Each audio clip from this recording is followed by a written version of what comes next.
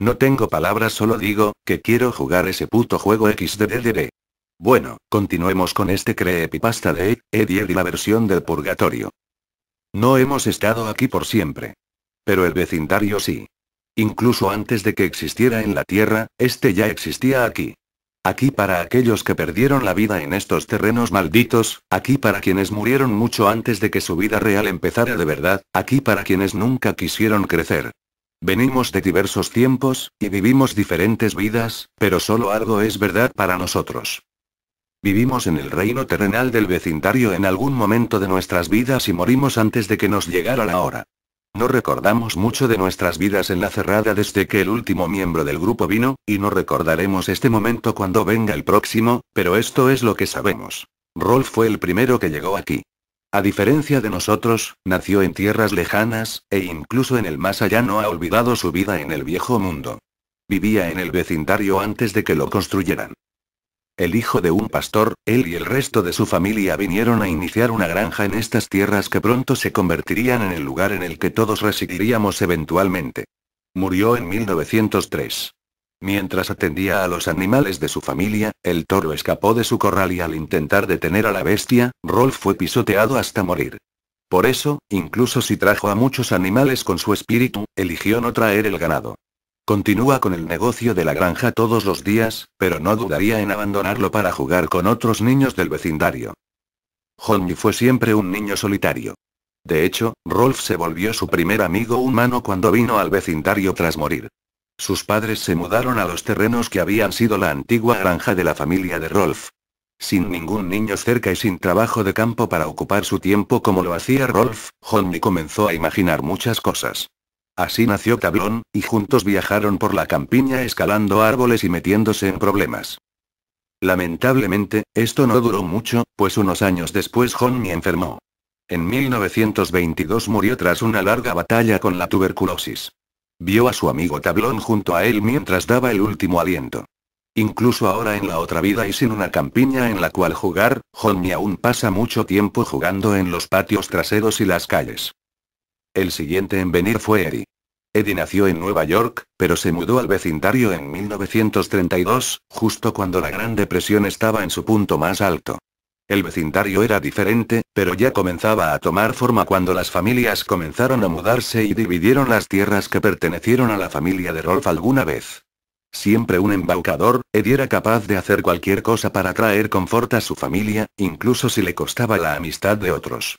Eddie murió en 1939, tras que uno de sus planes para llevar a cabo una estafa falló. Se ahogó tratando de cruzar el río local, mientras huía de un grupo de niños enojados a los cuales intentó engañar. Incluso en la otra vida, sigue persiguiendo al poderoso dólar. Sarah y Ed llegaron poco tiempo después de que eso ocurriera. Para finales de los 40, el vecindario ya casi tenía la forma de los clásicos desarrollos suburbanos que se volvieron populares tras la Segunda Guerra Mundial. Como hermanos creciendo en el caos de la Segunda Guerra, tenían muchas formas de escapar de sus vidas como hijos de un soldado muerto y una madre trabajadora. Sarah se volvió enojona y controladora porque trataba de asegurarse de que todos a su alrededor supieran que estaba a cargo, todo al intentar copiar el modus vivendi de su madre trabajadora. Ed, por otra parte, era todo lo contrario. Simplemente se apagó enteramente, de hecho, se aisló de todo mundo y todas las cosas enteramente, convirtiéndose en lo que parecía ser un completo idiota. Ed eligió involucrarse en las películas de monstruos y cómics que aparecieron tras la guerra. No tardó mucho para que en 1953, Ed y Sarah murieran en un choque de automóvil mientras su madre los llevaba a ver a sus abuelos. Natch llegó un tiempo después de Sarah y Ed. Natch era una hija de las flores, nacida de una pareja de hippies que llegaron al vecindario a finales de los 60. Era una niña naturalmente hermosa que siempre sabía cómo obtener lo que quería de niños y hombres. Vivió rápidamente, y disfrutaba coquetear y jugar por el placer de hacerlo. Murió de una forma más horrible que cualquier otro niño del vecindario. En el verano del 79, un asesino serial que escapó de un asilo local, entró a su casa en la oscuridad de la noche. La violó y la mató junto al resto de su familia. El trauma de estos eventos la llevó a apagar su mundo de forma similar a Ed, y por eso en la otra vida parece no tener padres. Esto le da mucho tiempo para salir y divertirse tanto como quiera. No tardó mucho para que Ed se uniera al resto del vecindario. Era el hijo de dos profesionistas sumamente controladores en la edad de la codicia, que a pesar de su constante ausencia, dominaron su vida. Gracias a esto, Ed se convirtió en un intelectual, así como una figura tímida y débil. Siempre curioso, amaba experimentar en cuanto encontraba tiempo libre entre la escuela y las constantes labores que sus padres le imponían. Esto llevó a su muerte. En 1986, una fuga de gas combinada con un mechero Bunsen de uno de sus experimentos lo voló a él y a su casa en pedazos. Siendo tímido y servicial entre tantas aventuras, Ed continuó siguiendo las órdenes de sus padres mucho después de morir. Kevin fue el siguiente en unirse al grupo. Nació el día que Ed murió y es en muchas formas, su opuesto. Kevin venía de un hogar disfuncional y desarrolló una personalidad cruel. En vida, era el chico cínico y furioso que abusaba de otros niños. Su abusivo padre nunca le prestó atención en la vida, y acabó de hecho, con ella. En una furia ebria, su padre lo molió a golpes tras que Kevin intentó confrontarlo. Murió en su camino al hospital en el invierno de 1999. Su padre pasó el resto de la vida en prisión. En el más allá, Kevin cambió todo al grado opuesto. Con un padre distante que lo llenaría de regalos, aunque continuó siendo un bully tras morir. Jimmy fue el último en llegar. Murió en el 2000, no mucho después de mudarse a la casa en que el padre de Kevin vivía. Tenía leucemia desde que apenas aprendió a caminar. Así, siempre fue enfermizo y jamás logró acercarse a otros niños gracias a sus padres sobreprotectores. Vivió sus días en un pequeño cuarto, completamente aislado al mundo exterior. Por un tiempo vivió agonizando, pero finalmente sucumbió ante su eterna enfermedad. Las hermanas crueles son diferentes del resto de los habitantes. Nunca existieron en la Tierra. De hecho, son hijas de demonios no muy distintas a las súcubos de la mitología humana. Parecen poseer habilidades imposibles, como la capacidad de aparecer instantáneamente en cualquier lugar. Fueron enviadas del infierno para atormentar a las almas torturadas del vecindario. Sorprendentemente, sienten atracción hacia los Edge por razones desconocidas, aunque se especula que al ser los más débiles del vecindario, los ven como blancos fáciles. A pesar de eso, todos las odian y les temen. Bastante extraño, pero también tiene algo de verdad, pero no estoy tan seguro. Seguimos con este último creepypasta de Toy Story. Nunca podré olvidar ese día, aquel donde toda mi perspectiva cambió para siempre. Pensé que todo ya estaba olvidando, pero tenían que sacar la tercera parte. Todos aman esta película, para mí es repugnante, no puedo creer el éxito que ha tenido, me refiero a la famosa trilogía de Toy Story. Muy pocos sabemos los verdaderos orígenes de esta macabra creación. Fue en el año 1991 cuando esto empezó. Pixar quería cambiar ligeramente el público al que estaba enfocado sus producciones, y Disney, originado por el éxito del Rey León, quiso cambiar para ver cómo funcionaría en un mercado más adulto. Que como lo sé, pues yo era empleado de mantenimiento, pagaban muy bien, pero pasaban algunas cosas que nunca debías de decir, como esto. Pixar tenía planeada una historia, no se sabe por quién fue creada, pero supuestamente, esta sería una obra maestra en el cine bizarro, se llamaría Toy Story. Esto solo era un corto, antes de pasarlo a los cines tenían que verlo algunas otras personas y dar su opinión, a cambio de algo de dinero, como me hacía falta, acepté sin dudar, terrible error. La vimos un total de 6 personas, 2 ejecutivos de Pixar, 3 personas que no conocía, y obviamente yo. El corto inicia con una canción de cuna muy macabra. La habitación de Andy estaba oscura y en letras pequeñas se alcanzaba a distinguir las letras Toy Story. Para la tecnología que tenían era una animación muy pobre, pero al ser solo una prueba no le presté atención.